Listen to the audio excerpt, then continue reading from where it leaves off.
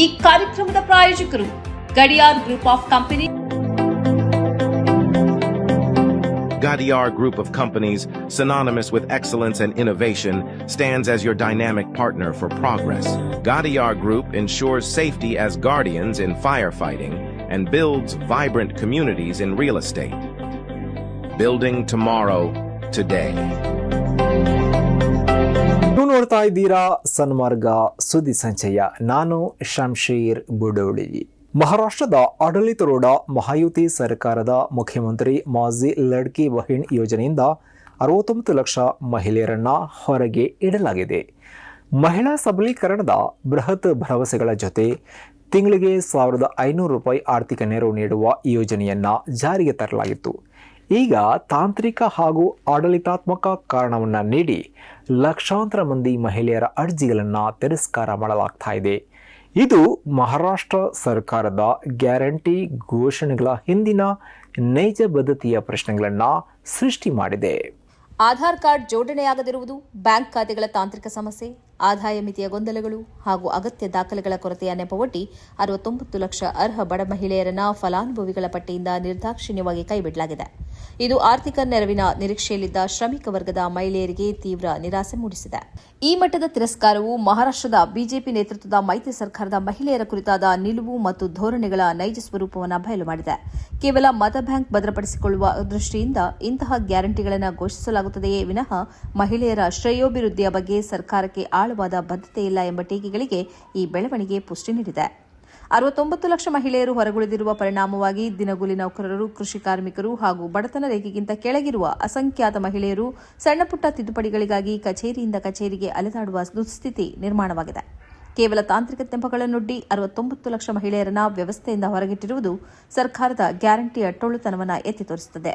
ಜಗತ್ತಿನಲ್ಲಿ ಅತ್ಯಂತ ಶಕ್ತಿಶಾಲಿ ಮತ್ತು ಬಲಶಾಲಿ ಮಿಸೈಲ್ ಎಂದು ಹೇಳಲಾಗಿರುವ ಸೈಟಾನ್ 2 ಶಸ್ತ್ರವನ್ನು ರಷ್ಯಾ ಸಕ್ಸಸ್ ಆಗಿ ಪ್ರಯೋಗ ಮಾಡಿದೆ.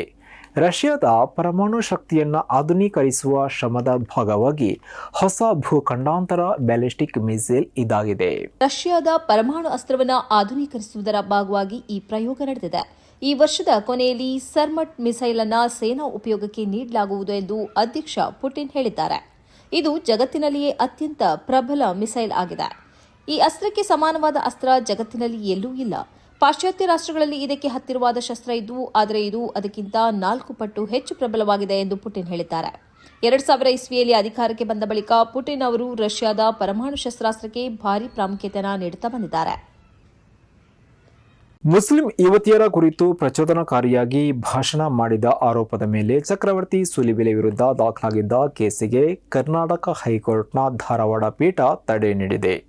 ಮಿಥುನ್ ಚಕ್ರವರ್ತಿ ದೇವಿದಾಸ್ ಶೇಟ್ ಎಂಬ ಹೆಸರಿನ ಚಕ್ರವರ್ತಿ ಸೂಲಿಬೆಲೆ ಮುಸ್ಲಿಂ ಹೆಣ್ಣು ಮಕ್ಕಳ ಫ್ರೆಂಡ್ಶಿಪ್ ಅನ್ನ ಮಾಡಬೇಡಿ. ಅವರು ಮನೆಗೆ ಕರೆದುಕೊಂಡು ಹೋಗಿ ಅಮಲು ಭರಿಸುವ ಪದಾರ್ಥವನ್ನು ನೀಡುತ್ತಾರೆ, ದುರ್ಬಳಕೆ ಮಾಡ್ತಾರೆ ಎಂದು ಭಾಷಣವನ್ನ ಮಾಡಿದರು. ಧಾರವಾಡ ನಗರ ಪೊಲೀಸ್ ಠಾಣೆಯಲ್ಲಿ ದಾಖಲಾಗಿದ್ದ ಈ ಎಫ್ಐಆರ್ ಅನ್ನು ರದ್ದುಗೊಳಿಸುವಂತೆ ಕೋರಿ ಮಿಥುನ್ ಚಕ್ರವರ್ತಿ ದೇವಿದಾಸ್ ಶೇಟ್ ಸಲ್ಲಿಸಿದ್ದ ಅರ್ಜಿಯ ವಿಚಾರಣೆ ನಡೆಸಿದ ನ್ಯಾಯಮೂರ್ತಿ ಸಂಜೀವ್ ಕುಮಾರ್ ಹಂಚಾಟೆ ಅವರ ರಜಾಕಾಲೀನ ಏಕಸದಸ್ಯ ಪೀಠವು ಈ ಆದೇಶ ಹೊರಡಿಸಿದೆ.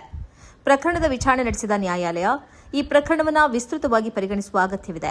ಮೇಲ್ನೋಟಕ್ಕೆ ಇದು ತಡೆ ನೀಡಲು ಅರ್ಹವಾದ ಪ್ರಕರಣವಾಗಿರುವುದರಿಂದ ಮುಂದಿನ ಕ್ರಮಗಳಿಗೆ ತಡೆ ನೀಡಲಾಗಿದೆ ಎಂದು ತಿಳಿಸಿತು. 2024 ಏಪ್ರಿಲ್ 8ರಂದು ಧಾರವಾಡದ ಸುಭಾಷ್ ರಸ್ತೆಯಲ್ಲಿ ನಡೆದಿದ್ದ ಕಾರ್ಯಕ್ರಮವೊಂದರಲ್ಲಿ ಮಾತನಾಡಿದ್ದ ಚಕ್ರವರ್ತಿ ಸೂಲಿಬೆಲೆ, ಮುಸಲ್ಮಾನ್ ಹುಡುಗಿಯರು ಗಂಡಸರಿಗಿಂತ ಡೇಂಜರ್.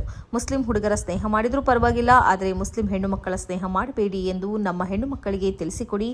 ಮುಸ್ಲಿಂ ಸ್ನೇಹಿತರು ಮನೆಗೆ ಕರೆದಾಗ ಹೋದರೆ ಅಲ್ಲಿ ಕುಡಿಯುವ ನೀರಿಗೆ ಅಮಲು ಬರುವ ಪದಾರ್ಥ ಬೆರೆಸಿ ನಂತರ ತಮ್ಮ ಅಣ್ಣ ತಮ್ಮಂದಿರ ಮೂಲಕ ವಿಡಿಯೋ ಮಾಡಿಸಿ ಹೆಣ್ಣು ಮಕ್ಕಳ ಜೀವನ ಹಾಳು ಮಾಡ್ತಾರೆ ಎಂಬರ್ಥದಲ್ಲಿ ಭಾಷಣ ಮಾಡಿದ್ದರು. ಈ ಭಾಷಣವು ಸಮಾಜದಲ್ಲಿ ಪ್ರಚೋದನೆ ನೀಡುವಂತಿದೆ ಎಂದು ಆರೋಪಿಸಿ ಧಾರವಾಡ ನಗರ ಪೊಲೀಸರು ಸ್ವಯಂ ಪ್ರೇರಿತವಾಗಿ ಬಿಎನ್ಎಸ್ ಸೆಕ್ಷನ್ 196(1) ಅಡಿ ಪ್ರಕರಣ ದಾಖಲಿಸಿಕೊಂಡಿದ್ದರು. ಟಿಸಿಎಸ್ ಕಂಪನಿಯ ಉದ್ಯೋಗಿಯಾಗಿದ್ದ ನಿದಾ ಖಾನ್ ಇವರಿಗೆ ಆಶ್ರಯ ನೀಡಲಾಗಿದ್ದ ಮನೆಯನ್ನ ಮುಂಬೈನ ಮುನ್ಸಿಪಲ್ ಕಾರ್ಪೊರೇಷನ್ ಬುಲ್ಡೋಸರ್ ನಾಶ ಮಾಡಿದೆ. ಇದು ಓವೈಸಿ ಪಕ್ಷದ ಕಾರ್ಪೊರೇಟರ್ ಮತಿನ್ ಪಟೇಲ್ ಇವರ ನಿವಾಸವಾಗಿದೆ. ಇವರು ನಿದಾ ಖಾನ್ಗೆ ತಲೆಮರೆಸಿಕೊಳ್ಳೋಕೆ ಆಶ್ರಯ ನೀಡಿದ್ದಾರೆ ಎಂಬ ಆರೋಪವನ್ನು ಹೊರಿಸಲಾಗಿದ್ದು, ಈ ಬಗ್ಗೆ ಅವರ ವಿರುದ್ಧ ಕೇಸು ದಾಖಲಾಗಿದೆ. ಈ ಕೇಸ್ ದಾಖಲಾದ ಬೆನ್ನಿಗೆ ಅಕ್ರಮ ಕಟ್ಟಡ ನಿರ್ಮಾಣ ಎಂಬ ಹೆಸರಲ್ಲಿ ಈ ಧ್ವಂಸ ಕಾರ್ಯ ನಡೆದಿರುವಂಥದ್ದು. ಭಾರೀ ಪೊಲೀಸ್ ಬಂದೋಬಸ್ತಿನೊಂದಿಗೆ ಈ ಕಾರ್ಯಾಚರಣೆ ನಡೆಸಲಾಗಿದೆ. ಕಳೆದ ಮೇ 7ರಂದು ಇದೇ ಮನೆಯಿಂದ ಪೊಲೀಸರು ನಿಧಾ ಖಾನ್ರನ್ನ ಅರೆಸ್ಟ್ ಮಾಡಿದ್ದರು. ಅಡಗಿಕೊಳ್ಳಲು ಅವಕಾಶ ನೀಡಿದ ಮತಿನ್ ಪಟೇಲ್ ವಿರುದ್ಧ ಪ್ರಕರಣವನ್ನು ದಾಖಲಿಸಲಾಗಿತ್ತು. ಇದರ ಬಳಿಕ ಅನಧಿಕೃತ ಕಟ್ಟಡ ಎಂದು ಹೇಳಿ ನಗರಸಭೆಯಿಂದ ಅವರಿಗೆ ನೋಟಿಸ್ ನೀಡಲಾಗಿತ್ತು. 72 ಗಂಟೆಯ ಒಳಗಡೆ ತನ್ನ ಪ್ರಾಮಾಣಿಕತೆಯನ್ನು ಸಾಬೀತುಪಡಿಸದಿದ್ದರೆ ಕಟ್ಟಡವನ್ನು ಉರುಳಿಸಲಾಗುವುದು ಎಂದು ಎಚ್ಚರಿಕೆ ನೀಡಲಾಗಿತ್ತು. ಆದರೆ ಮತಿನ್ ಪಟೇಲ್ ಅವರು 15 ದಿನಗಳ ಅವಕಾಶವನ್ನು ಕೇಳಿದ್ದರು. ಈ ಧ್ವಂಸ ಕಾರ್ಯವನ್ನು ತಡೆಯಲು ನ್ಯಾಯಾಲಯವು ಮಧ್ಯಪ್ರವೇಶಿಸಲಿಲ್ಲ.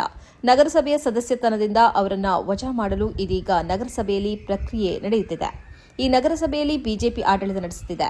ಪ್ರಮುಖ ವಿರೋಧ ಪಕ್ಷವಾಗಿ ಓವೈಸಿ ಅವರ ಪಕ್ಷ ಕೆಲಸ ಮಾಡುತ್ತಿದೆ. ಸ್ಥಳಕ್ಕೆ ಆಗಮಿಸಿದ ಓವೈಸಿ ಪಕ್ಷದ ಅಧ್ಯಕ್ಷ ಇಂತಿಯಾಜ್ ಅವರು ಜನರು ಪ್ರಚೋದನೆಗೊಳ್ಳದಂತೆ ಸೂಚನೆ ನೀಡಿದರು. ಮಾತ್ರ ಅಲ್ಲ, ಇದೇ ಸ್ಥಳದಲ್ಲಿ ಮತಿನ್ ಪಟೇಲ್ ಅವರಿಗೆ ಪಕ್ಷದ ವತಿಯಿಂದ ಮನೆ ನಿರ್ಮಿಸಿಕೊಡಲಾಗುವುದು ಎಂದು ಘೋಷಿಸಿದರು. ಹಜ್ ಯಾತ್ರೆ ಈಗಾಗಲೇ ಆರಂಭವಾಗಿದೆ. ಸೌದಿ ಅರೇಬಿಯಾ ಈ ಕುರಿತಂತೆ ನೀತಿ ನಿರ್ಧಾರಗಳನ್ನು ಪ್ರಕಟ ಮಾಡುತ್ತಾ ಬಂದಿದೆ. ಹಜ್ ಯಾತ್ರಿಕರು ಹಜ್ ಪರ್ಮಿಟ್ಗಳನ್ನು ಅಧಿಕೃತ ವ್ಯವಸ್ಥೆಯ ಮೂಲಕ ಮಾತ್ರವೇ ಪಡೆದುಕೊಳ್ಳಬೇಕು ಎಂದು ಸೌದಿ ಅರೇಬಿಯಾ ಇದೀಗ ಆದೇಶವನ್ನು ನೀಡಿದೆ. ಆರೋಗ್ಯ, ಭದ್ರತೆ, ವಾಸ ಮತ್ತು ಇನ್ನಿತರ ಸೌಲಭ್ಯಗಳನ್ನು ಪಡೆದುಕೊಳ್ಳುವುದಕ್ಕೆ ಅಧಿಕೃತ ಪರ್ಮಿಟ್ ಇದ್ರೆ ಮಾತ್ರ ಸಾಧ್ಯ ಎಂದು ಸೌದಿ ಅರೇಬಿಯಾ ಸ್ಪಷ್ಟನೆ ನೀಡಿರುವಂಥದ್ದು. ಅದರ ಕುರಿತಾದ ರಿಪೋರ್ಟ್ ಇಲ್ಲಿದೆ ನೋಡಿ.